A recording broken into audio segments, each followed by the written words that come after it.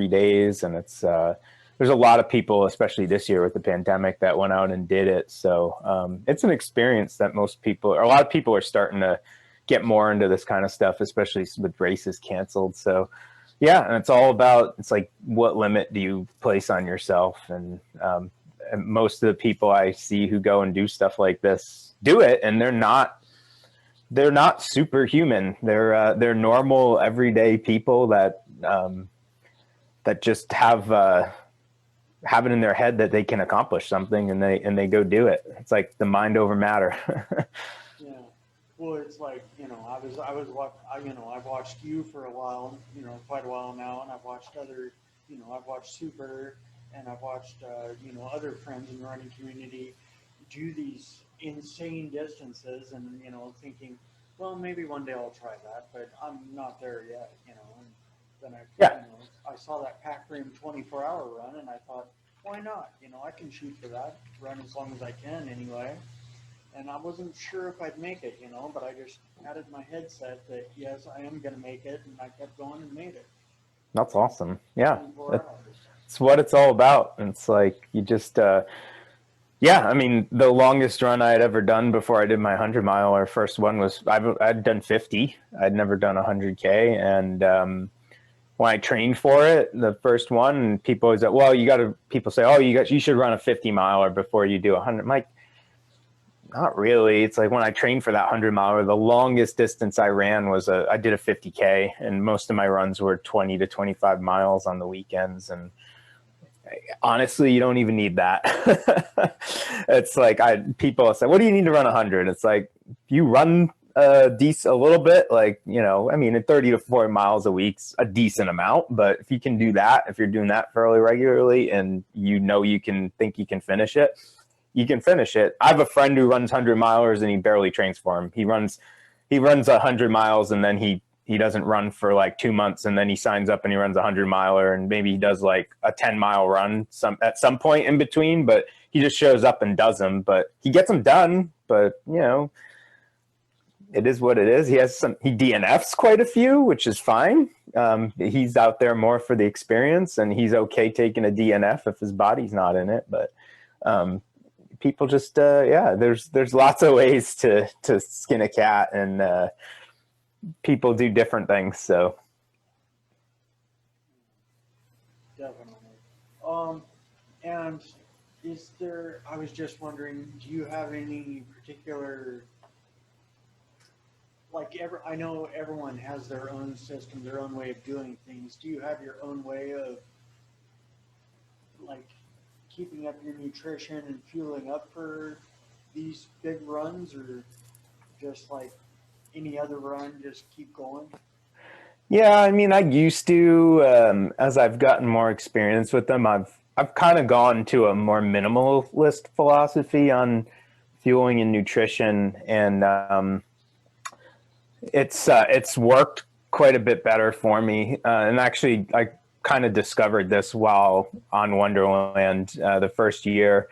It's I carried people are, oh, you need to carry like 6,000 calories with you. I'm like, okay. I mean, I'm reading trip reports and blog posts, and everybody's they're saying carry 6,000 to 7,000 calories. And it's like 6,000 to 7,000 calories is a lot of food. Like the normal person eats about 2,000, 2,500 in a day. So picture like 3 days worth of food, but it's all garbage, crap food too. It's like, how many potato chips can I crush up? And it's like you're carrying a little pack. So I crushed everything up and put them in Ziploc bags. And then you got your goo blocks and Lara bars and whatever else. And the first year I did Wonderland, I was eating. People are like, the rule of thumb I was given, which I've since debunked for myself, was people always tell me, you should eat 200 calories an hour in a 100-miler. And I'm like, okay, 200 calories an hour. It doesn't sound like that much, but as you start cramming 200 calories every hour into your body, especially if you're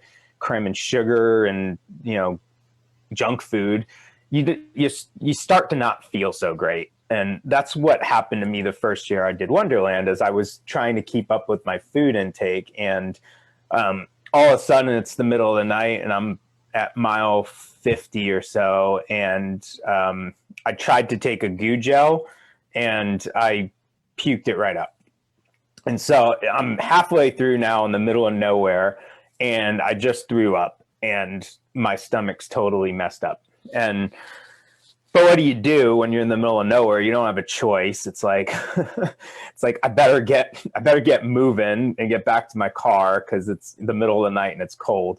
And that's when I learned, because I finished the last like 45 miles of that trip only drinking water. I didn't eat anything. And that's when I learned, like, oh wow, my body really doesn't need to eat a lot of food to keep going. And so after that, I switched to this philosophy, which has worked pretty well. And it's if you're just eat enough so your stomach doesn't get a hunger pang, and that's not a lot. So the last 100 miler I did back in October, I probably ate maybe the whole race on the order of 1,000 to 1,500 calories. And I was on my feet for about 21 hours. So if you do the math at 200 calories an hour, it should have said I should have eaten about 4,000 calories, and I ate a quarter of that. I didn't drink anything that had electrolytes in it. I didn't take any goo blocks with sugar because my stomach hasn't been handling them well. And I just went by the rules, like drink water and eat just enough to keep your stomach kind of satiated, so you're not feeling hungry. And I did that by eating pretzels, like little mini bags of pretzels I'd carry with me. That's what they had at the aid stations. So I'd stock up on those and maybe eat one of those between aid stations. And I had a little bit of tortilla, and then I was eating M&Ms and drinking Coke at the aid stations, and that got me through. And yeah, I just didn't eat too much. My stomach never felt upset. So I think a lot of mistakes people make in ultra distances in general, whether it be 50Ks or 50 milers or hundreds, is people eat too much. They think, oh my God, I got to eat, I got to fuel. And it's like, no, your body's got all the calories in it that it needs. You've got your fat stores, and your body's going to tap into that. It knows what it's doing. An ultra is not about, do I have sugar to burn? An ultra running is about, can you burn fat? And if your body can burn fat pretty efficiently, you're not going to lose your energy. You might get tired, but you're not going to lose energy. So I've switched totally to a philosophy of like, just eat enough so you're not hungry. And I've thrown all the other rules out the window that I was told. And it works well for me.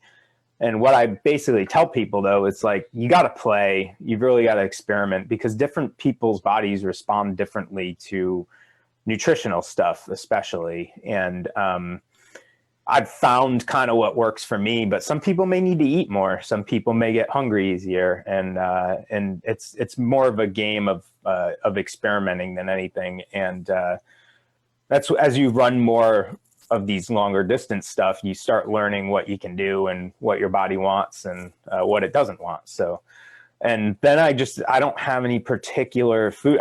It's like whatever works that day. There's no rules around it. There's sometimes like M&Ms would be absolutely revolting to me on one day. But a few weeks ago, it was like, man, I just want to eat M&Ms and drink Coke. That's all I really want to do. So that's kind of my rules around nutrition. So it's like, my rule is like, there really are no rules. It's just do what feels right. Right on. Yeah, I've actually noticed that too. It's like, hearing people tell me, well, if you're going to run these, bigger distances, you're going to need more of this, more of that. And it's like, what I've found for myself and had to cut back on is, taking in so much, because my gut, I haven't run these 100 milers, so I haven't gotten to that point.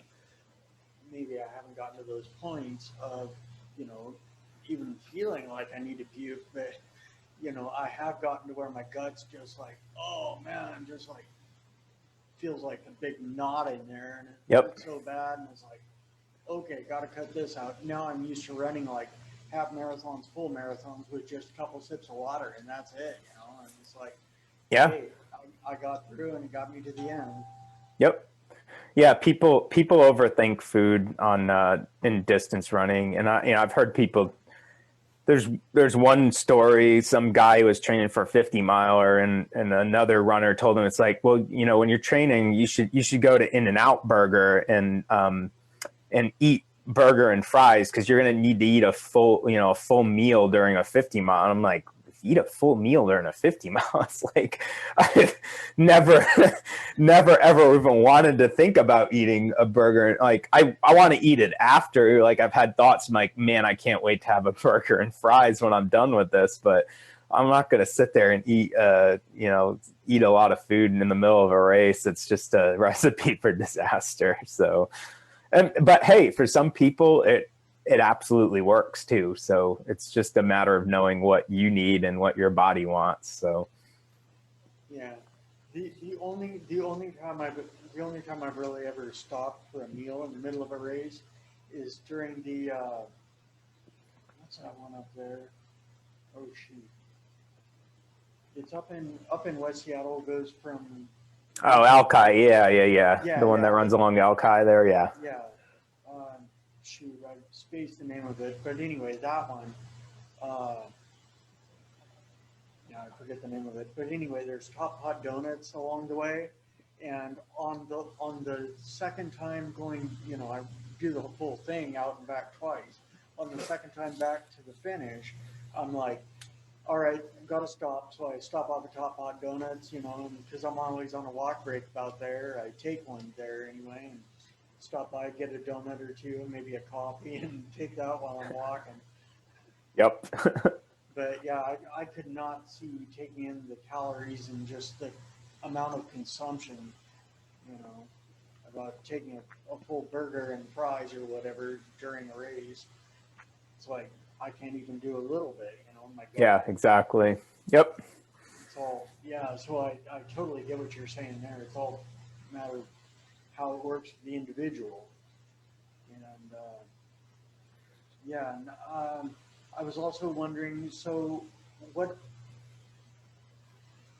what all do you do for like fitness